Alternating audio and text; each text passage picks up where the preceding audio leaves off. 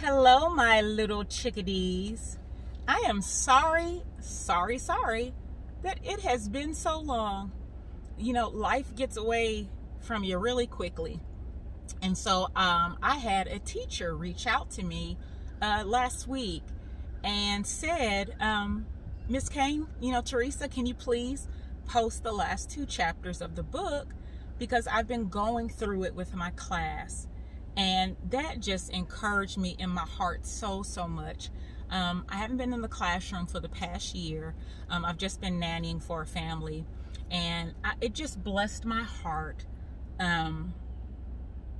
that to hear from someone that what I'm doing is being used in a positive way. So, and then I also have a friend from church that says her granddaughter and her friend have been looking at it as well. So I hope these are as fun for you to listen to as they are for me to do. So how I'm going to do this is I'm going to read chapter 11, and then I'm going to pretend that today is not the same day. I'm going to go in the house and I'm going to change my clothes, and then I'm going to come back out to my truck. It's just easier to do it in my truck because I can put the phone in a little phone holder and voila, read. Instant simplicity. So anyways, I'm going to go ahead and start with chapter 11, What's That Noise? Carlos has been in the doghouse before, so he recognized the signs. For the next few days, it's as if the game never happened. It's like a taboo subject that everyone is determined not to mention. Mommy is back to gossiping with Tia Lupe. Issy is now casting her subject animals as subjects to her throne. He can hear her in her room bossing them around and making them wait on her, which is ridiculous because she actually winds up waiting on herself. But even though the game is not mentioned, Carlos can't shake the guilt of disappointing Poppy. He knows Mommy's not really all that concerned, nor is Issy. And who cares what Bernardo was thinking? But Poppy, that's another story. Carlos decides to put the game out of his mind. But on Monday morning, just as Carlos is getting ready to feed his geckos, Bernardo decides to give him some advice. Sorry, Carlos, but you're just not that good of a player. Next time, just stop the ball, okay? Luckily, Mommy calls up the stairs just then to tell Carlos he forgot to drag the cans to the curb, and she thinks she hears the trash can truck on the next block. Soon he'll have to hear Mommy's usual lecture about responsibilities and how it's important to develop a work ethic when you're young and how everybody in the family should be willing to pitch in. And it can go on and on. He hurries downstairs and out the kitchen door, grabs hold of the recycling bin, and drags it to the curb just as the blue truck for recyclables is pulling up in front of the house next door. So Miss Kane thinks recycling is very important. I recycle at my home, and I actually put more things in the recycling than I do in the trash. Carlos breathes a sigh of relief. The green truck and the trash truck come later on in the morning. He pulls the remaining bins to the curb, brushes his palms together, and strolls back to the house. But a funny feeling comes over him just as he reaches the bottom of the staircase. Did you make it in time? Mommy calls out. Yes, Mommy, Carlos says as he dashes up the stairs to his room.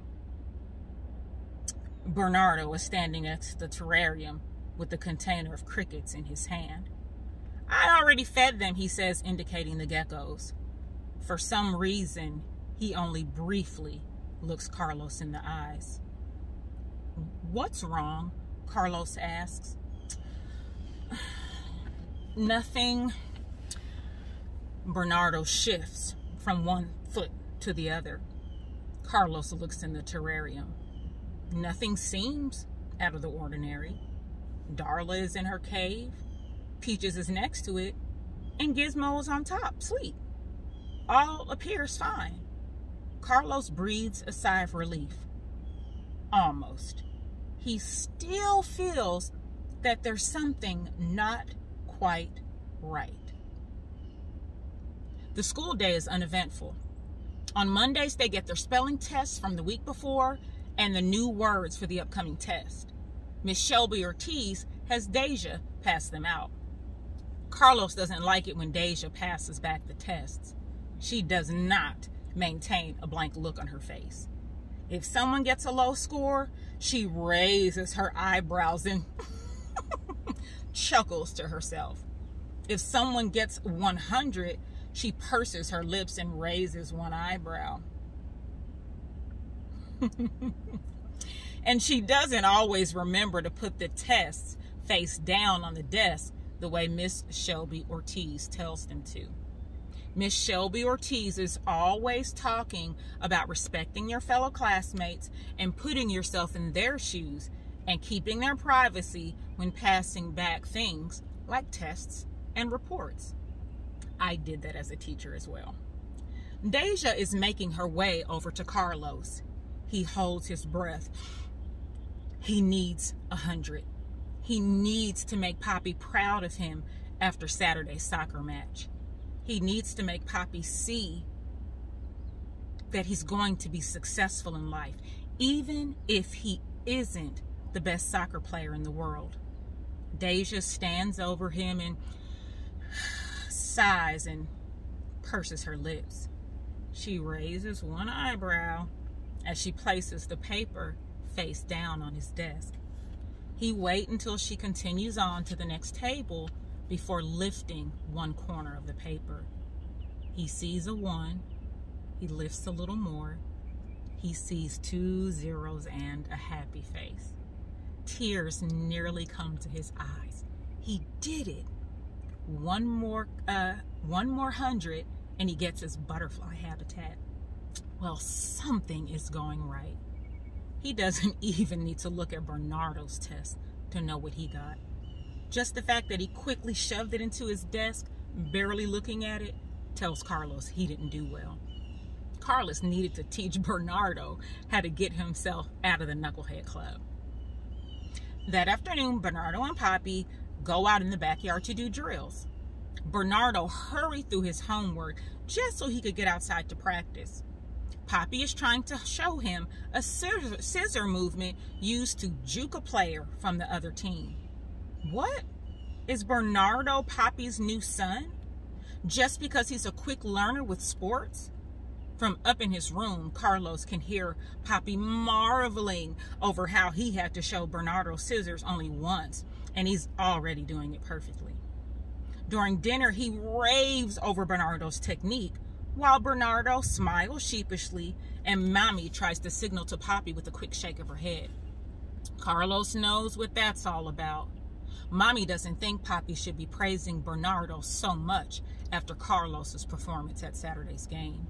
Then Issy pipes up, "I think Carlos is good too." Carlos has to watch Poppy smile sadly and look down at his corn soup. "Poppy, I got 100 on my spelling test today. After dinner, I'll show it to you," he offers. Poppy looks up and brightens, or pretends to. "Good, Carlos, good job. You said I could get the butterfly habitat if I made 5 100s in a row." "Yeah, I did. And you'll get it, I promise."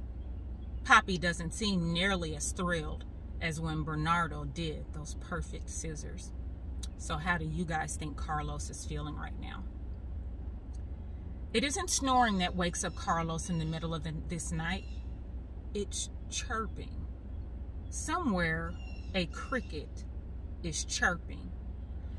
Carlos sits straight up.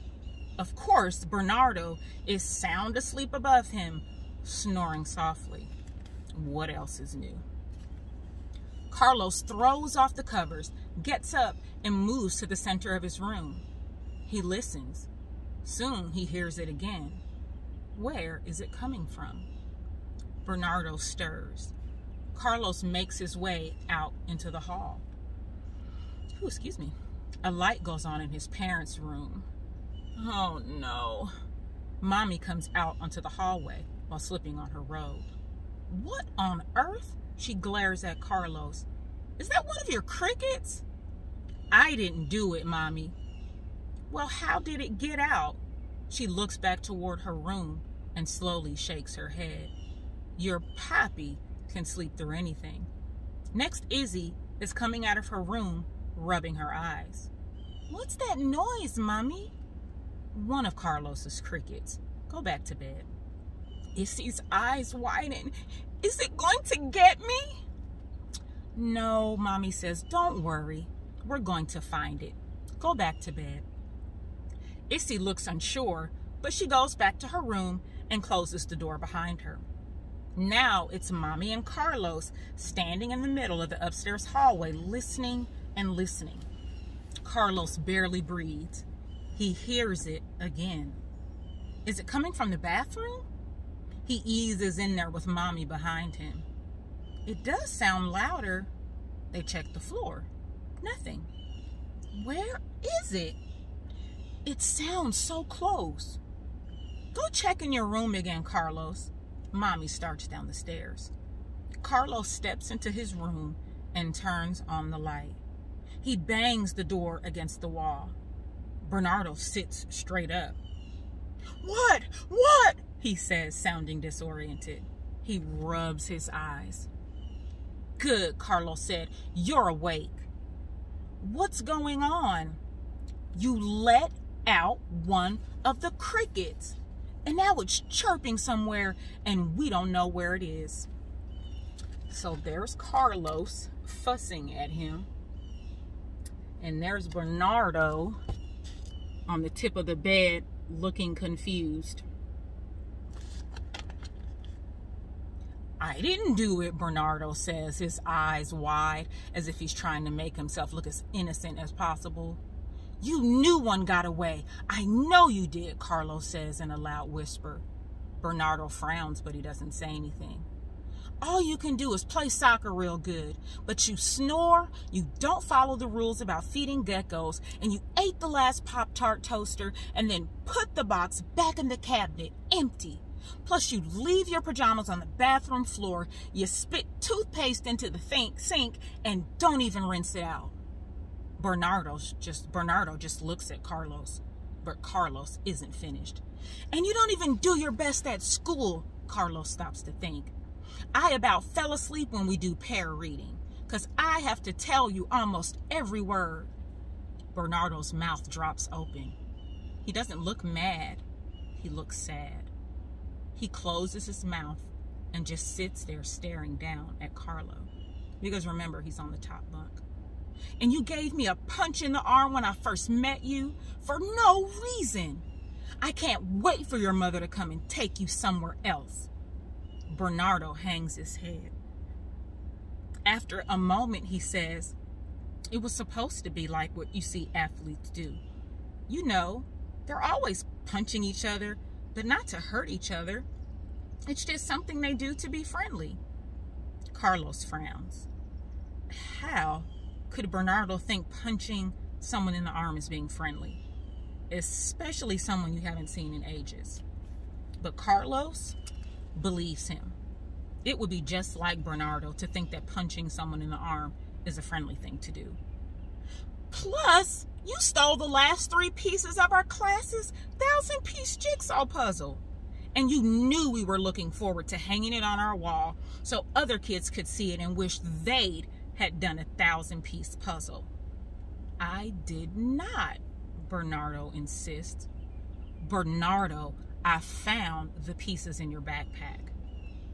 Bernardo doesn't say anything. Why, Bernardo? Why? He looks down and shrugs. I don't know. Carlos sighs. Now he knows how his mother feels when she asks him why he did something stupid, and all he can say is, I don't know. How come you didn't tell me? Bernardo finally asked. How come you just made it so someone could find them on the floor?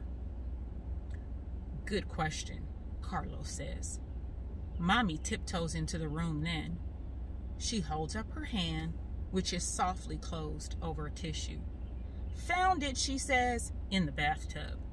She tiptoes to the terrarium, slides open the top, reaches in, and shakes the cricket out of the tissue. Carlos doesn't know why she's being so quiet. The only one asleep is Poppy, and he could sleep through anything. She sighs. Problem solved. Bernardo lies back down. Carlos climbs into the bottom bunk, and Mommy turns off the light. So Miss Kane is going to return with chapter 12, the coming and going party. I'm going to run in my house and change my clothes real fast, and then I'm going to go ahead and pick up with the last chapter of the book.